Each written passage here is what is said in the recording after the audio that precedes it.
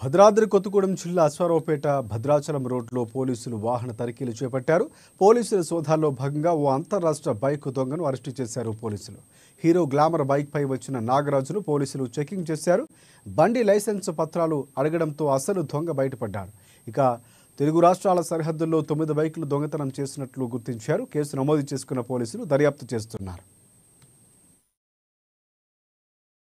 6 గంటల సమయంలో Bhadrachalam road petrol bunk దగ్గరలో ఎస్ఐ గారు సిబ్బందితో వాహనం తనిఖీ చేస్తుండగా సరిపల్లి నరసింహరాజు అనే వ్యక్తి ఏపీ 39CA6203 అనే బండి హీరో గ్లామర్ బండి పైన వస్తుండగా పోలీసు వారిని చూసి తడబాటులోనే పారిపోతుండగా అతను పట్టుకుని వెరిఫై చేస్తే ఇతను ఈ బండిని దొంగతనం చేశాడని అంగీకరించినాడు.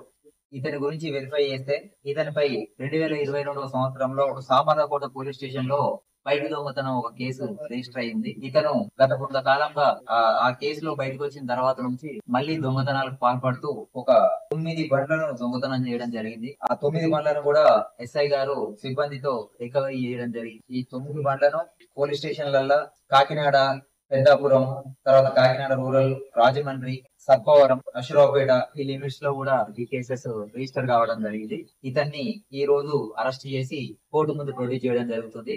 6 గంటల సమయంలో భద్రాచలం రోడ్డు